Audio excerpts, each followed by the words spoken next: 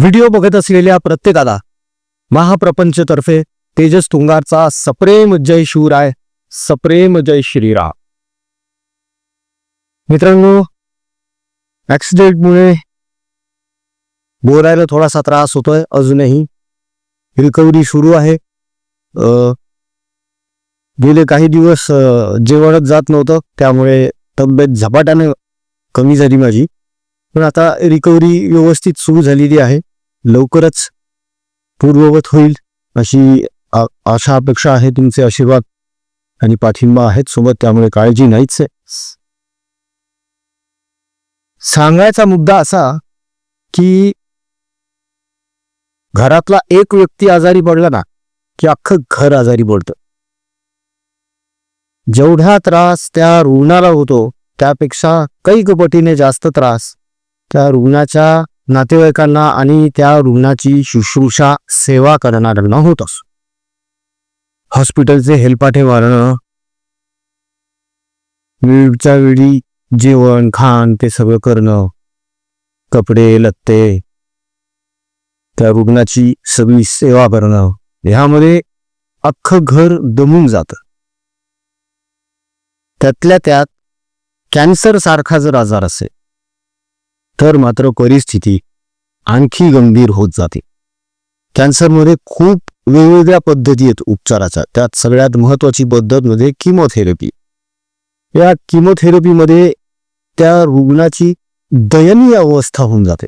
डोक्यावरचे केस उडून जातात, तब्येत झपाट्याने खालावली जाते, जेवण जात नाही, कुठे मन लागत नाही, आणि सगळ्यात महत्वाचं म्हणजे तो मनाने खचतो. तो मनाने खचतो यामुळे की आजार झालाय म्हणून नाही. या आजाराचं निदान करण्यासाठी किंवा ह्या आजारातून बाहेर पडण्यासाठी जो पैसा आपल्याला पाहिजे तो पैसा आपल्याला भेटत नाहीये किंवा तेवढा आपल्याकडे नाहीये. या विवंचनेमध्ये तो दिवसेंदिवस खचत जातो आणि असे अनेक रुग्ण छत्रपती संभाजीनगर येथील गव्हर्नमेंट कॅन्सर हॉस्पिटलमध्ये तुम्हाला रोज बघायला मिळतील. खेड्यापाड्यातून आलेले हे सगळे मुलं आहेत आणि त्यांचे नातेवाईक आहेत. काही रुग्ण असे आहेत ज्यांच्यावर मोफत उपचार होत आहेत, काही असे आहेत जे त्या निकषांमध्ये बसत नाहीत म्हणून त्यांच्यावर उपचार होत नाहीत. मग त्यांना पर्यायाने बाहेर जावं लागतं. बाहेर कॅन्सरवर इलाज घ्यायचा म्हणजे लाखोंचा खर्च आहे. घरदार दागिने जमीन विकून चला ते पैसे जमा होतीलही, पण पुढे जो हजारो लाखो रुपयांचा औषधांचा खर्च येणार आहे तो कुठून करायचा, हाही एक प्रश्न आहे. त्यात हे गरीब बिचारे नातेवाईक जे आहे, रुग्ण जेव्हा आतमध्ये ऍडमिट आहे हॉस्पिटलमध्ये, हे बिचारे त्या हॉस्पिटलच्या पायऱ्यांवर झोपतात. खायला 10 रुपये नसतात. अशांसाठी आपण गेल्या काही महिन्यांपासून काम करत आहोत. त्या रुग्णांसाठी, त्या रुग्णांच्या नातेवाईकांसाठी, त्यांना जेवण पुरवण्यासाठी वगैरे सगळ्या या गोष्टी.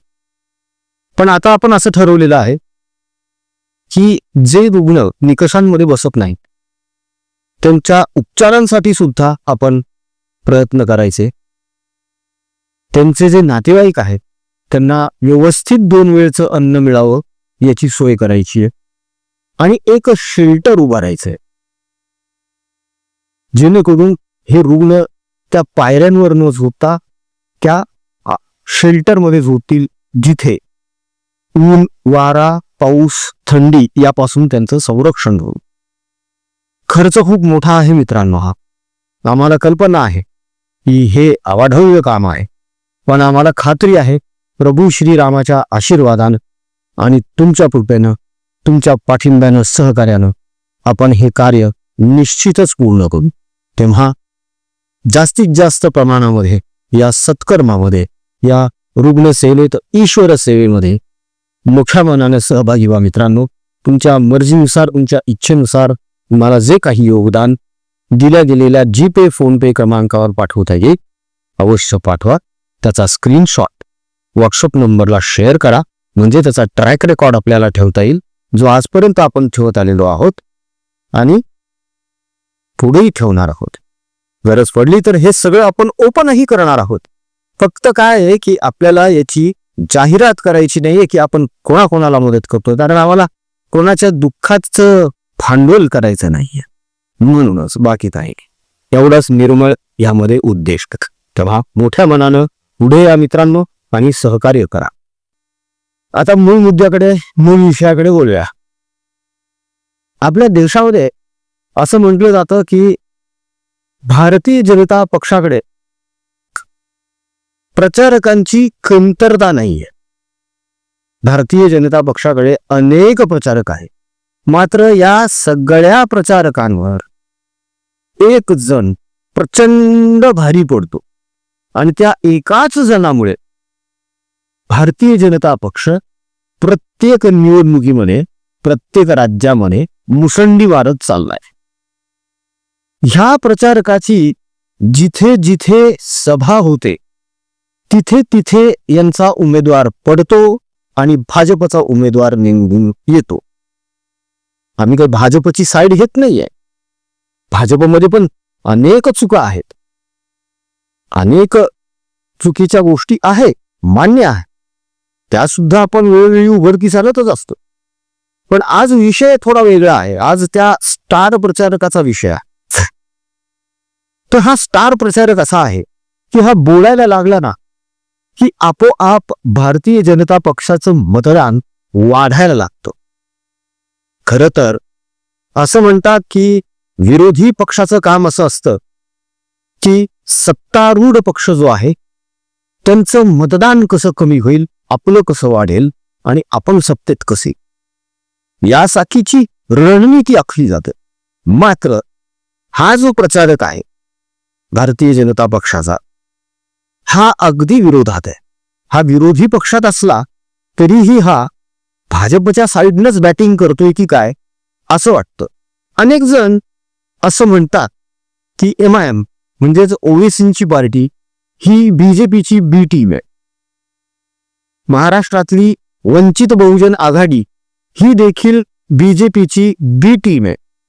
पण आमचा दावा आहे की हा जो प्रचारक आहे हा भारतीय जनता पक्षाची ए टीम आहे, सिरियसली ए टीम आहे.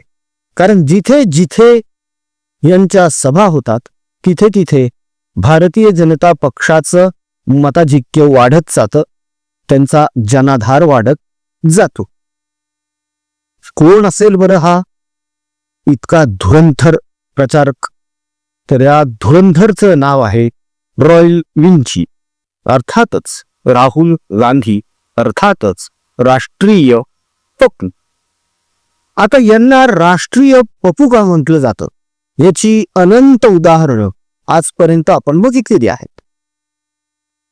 Last night I got up in the Knight वगैरे असं काहीतरी. त्याच्यानंतर ये जो महिला यहाँ बैठी है, गुजरात की महिलाएं बैठी है, ये जो दूध मिलता है, अमूल दूध मिलता है गुजरात को, ये इन महिलाओं से मिलता है, ये त्याचं विधान. ये आसमान में जो चील घूम रहे हैं, बेरोजगार है बीजेपी की वजह से, ये वोट चोरीमुळे हे असे फिरतायत, हे असले काहीतरी यांचे विधान आहेत. बरं, वोट चोरीमुळे यांना कोर्टानं फटके दिलेत, फटकारे मारलेत. आतापर्यंत जेव्हा जेव्हा यांनी नरेंद्र मोदी आणि भारतीय जनता पक्ष यांच्या विरोधामध्ये कोर्टाचे दरवाजे खटखटावलेत तेव्हा तेव्हा यांना थपडा बसलेल्या आहेत.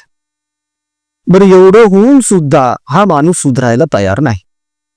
आत्ता सुद्धा यांनी असंच एक विधान केलेलं आहे आणि अत्यंत बोगस असं विधान आहे. आता हे विधान कॅल्क्युलेशनशी निगडीत आहे. ह्या माणसाचं कॅल्क्युलेशनच गडबडीत आहे. हा म्हणतो 23 रुपये लिटर आटा आहे. आता गहू हे किलोमध्ये मिळतात की लिटरमध्ये मिळतात हे देखील याला माहित नाहीये. दुसरी सगळ्यात महत्वाची गोष्ट अशी आहे, बोलत असताना आपण नेमकं काय बोलतोय हे या माणसाच्या कधीच ध्यानात नसतं. 2 मिनिटापूर्वी आपण काय बोललेलो आहोत हे यांच्या लक्षात राहत नाही आणि हे भलत्याच विषयावर बोलायला सुरुवात करतात. या माणसावर अनंत मीम्स बनलेत, अनंत विनोद बनलेत, जोक्स बनलेत, कार्टून्स बनले.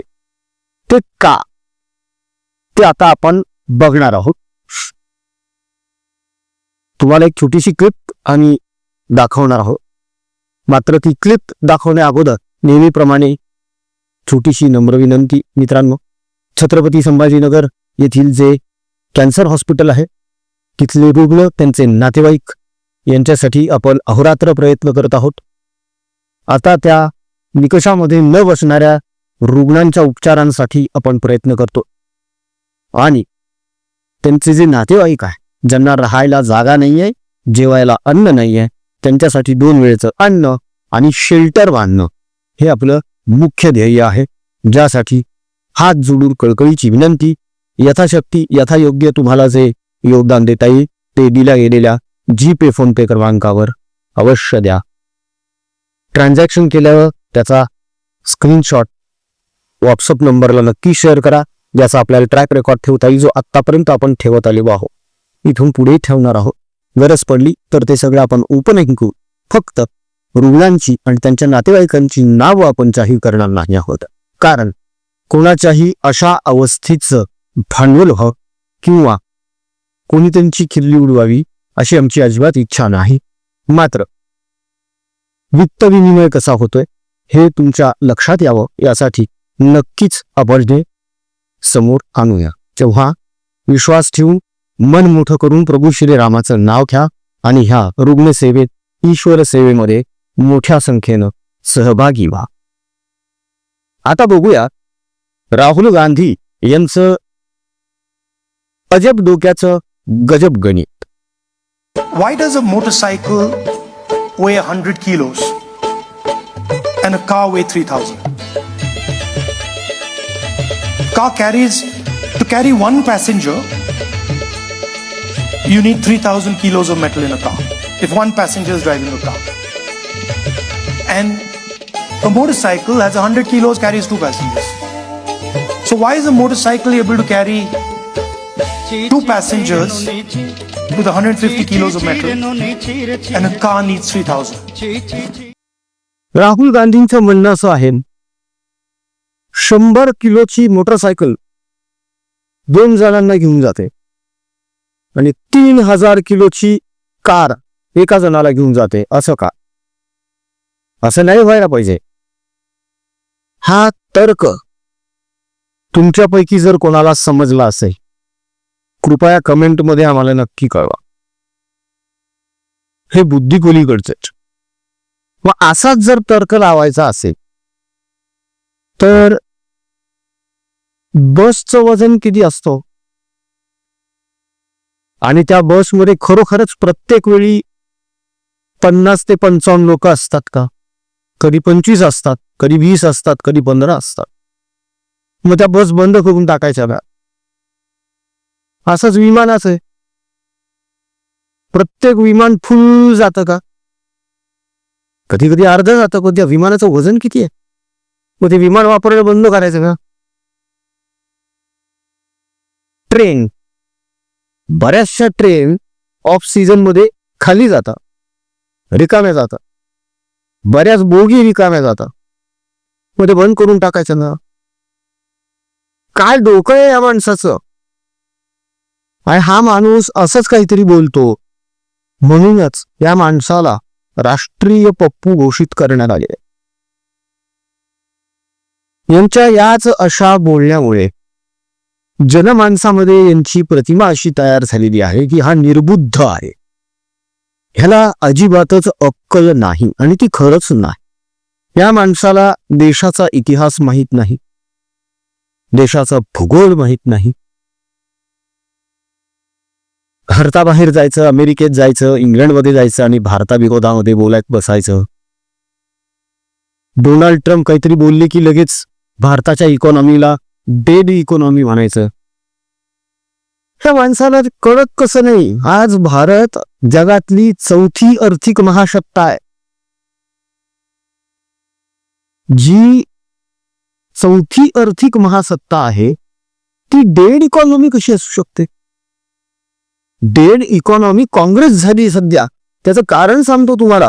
जिथे कुठे काँग्रेसच्या सभा होत आहेत ना, त्या सभेमध्ये ज्या प्लॅस्टिकच्या खुर्च्या टाकल्यात, त्या प्रत्येक प्लॅस्टिकच्या खुर्चीवर काँग्रेसच्या बँकेचा QR कोड आहे की तुम्हा जे योगदान द्यायचंय ते द्या. ही आज काँग्रेसची अवस्था झालेली आहे. मग डेड इकॉनॉमी कोणाची आहे? देशाची आहे का काँग्रेसची? बेरोजगार कोण आहे? देशातले युवक आहेत की काँग्रेस आहे? काँग्रेस बेरोजगार झाली आहे साहेब. एक राहुल गांधी सोडला विरोधी पक्ष नेता, तर ह्यांच्या हातात काय सध्या? Nothing else. नुकत्याच महाराष्ट्रामध्ये नगर परिषद नगरपंचायतच्या निवडणुका झाल्या. किती जागांवर आले हे? जेमतेम 35 ते 37, 288 पैकी. उबाठा त्याच्या खाली आहे, शरद पवार NCP त्याच्या खाली. ही यांची अवस्था. आणि मग EVM ला दोष द्यायचा, वोट चोरीचा मुद्दा काढायचा. जॉर्ज सोरोसचा हा पंटर डीप स्टेट्स म्हणून पैसे घेऊन देशामध्ये हे असे नवे नवे टूलकिट वापरतो. मात्र आता सोशल मीडियाच्या जमान्यामध्ये या सगळ्या गोष्टी हळूहळू समोर यायला लागलेल्या आहेत. राहुल गांधी असेच एकदा एका बँगलोरच्या कॉलेजमध्ये गेले होते भाषण देण्यासाठी. आणि तिथे एका विद्यार्थिनीने त्यांना NCC बद्दल प्रश्न विचारला. NCC म्हणजे नॅशनल कॅडेट कॉर्प्स. यांनी काय उत्तर द्यावं? I don't know anything about NCC. अरे तुला NCC माहित नाही आणि तुला पंतप्रधान बनायचंय देशाचा? बरं ठीक आहे, तू शेख चिल्ली आहेस, मुंगेरी लाल के हसीन सपने असं समजूया आपण. पण याला पंतप्रधान बनवण्याचं स्वप्न बघणारे किती मूर्ख आहेत. ऍक्च्युली दोष राहुल गांधींचा नाहीच आहे. दोष आहे त्याला झाडावर चढवणारे हे जे बांडगुळ आहेत, हे जे त्याचे चाटुकार आहेत, हे सगळे ते.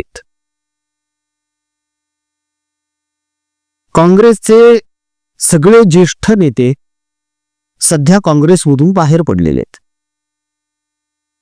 त्यांना सल्लागार समितीवर सुद्धा ठेवण्यात आलेलं नाहीये. सध्या फक्त C. वेणुगोपाल, मल्लिकार्जुन खरगे हे असले लोक आहेत राहुल गांधींच्या आजूबाजूला. त्यातही राहुल गांधी नाकात बोट घालतात आणि त्या मल्लिकार्जुन खरगेच्या कोटाला पुसतात आणि त्या खरगेला काहीच वाटत नाही. असले नेते काँग्रेसला लागतात. त्यांनी असे पोचले आणि म्हणून काँग्रेसची ही दयनीय अवस्था आहे. कधी कधी प्रश्न पडतो मित्रांनो, राहुल गांधी स्वतःच्या बुद्धीने बोलत असेल की कोणीतरी त्याला स्क्रिप्ट लिहून देत असेल.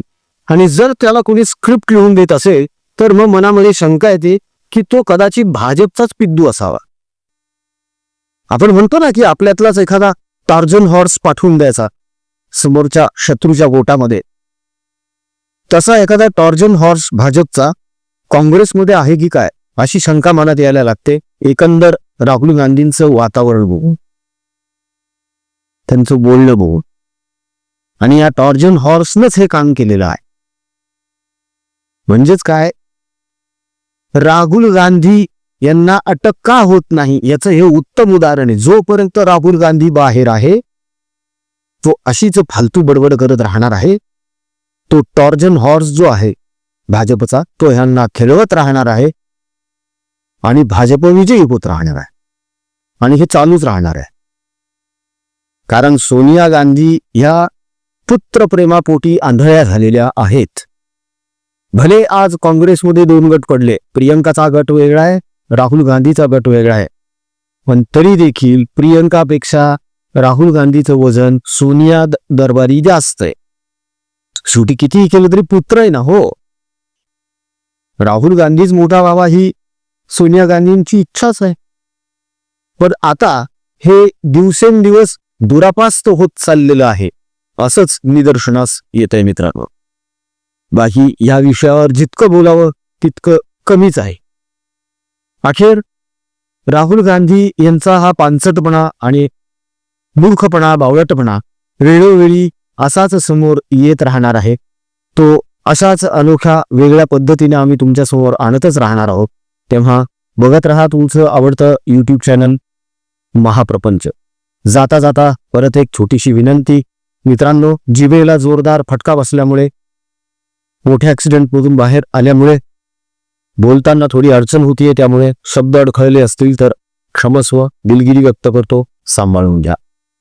गव्हर्नमेंट कॅन्सर हॉस्पिटल संभाजीनगर येथील रुग्ण आणि त्यांच्या नातेवाईकांसाठी आपण सेवा देतच आहोत. मात्र आता निकषांमध्ये न बसणारे जे रुग्ण आहेत त्यांचे उपचार आणि त्यांचे जे नातेवाईक आहेत जे पायऱ्यांवर झोपतात हॉस्पिटलच्या, ज्यांच्याकडे जेवायला सुद्धा नाही, त्यांच्यासाठी 2 वेळचं अन्न आणि त्यांना निवाऱ्यासाठी एक शेल्टर बांधणं, ज्यामुळे ऊन, वारा, पाऊस आणि थंडी यापासून त्यांचं संरक्षण होईल असं आपल्याला बांधायचं आहे. उपक्रम मोठा आहे मित्रांनो, खर्च खूप दांडगा होणार आहे. अपेक्षा आहे आतापर्यंत तुम्ही जशी साथ दिलेली आहे तशीच इथून पुढेही नक्कीच देत राहाल. आम्हाला खात्री आहे प्रभू श्रीराम आपल्या या सत्कर्माला नक्कीच पूर्णत्वास नेईल. तेव्हा मन मोठं करून यथाशक्ती योग्य तुमच्या मर्जीनुसार, इच्छेनुसार तुम्हाला जे योगदान द्यावं वाटतं ते दिल्या गेलेल्या जीपे, फोनपे क्रमांकावर अवश्य द्या.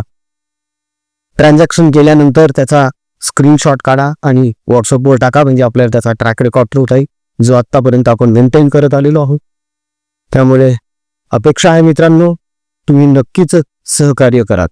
आजचा व्हिडिओ कसा वाटला कमेंटमधून नक्की कळवा. आमचा कमेंट बॉक्स तुमच्या प्रतिक्रियांसाठी आतुरतेने वाट बघत असतो.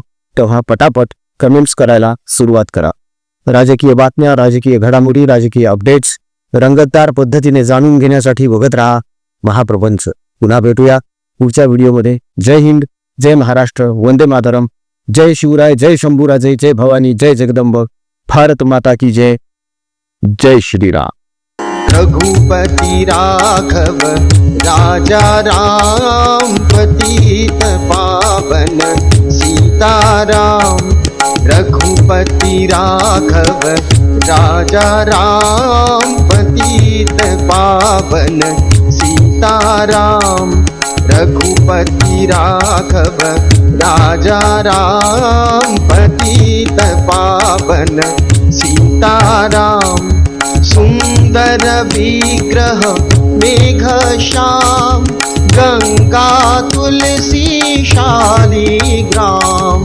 सुंदर विग्रह मेघ श्याम, गंगा तुलसी शालिग्राम.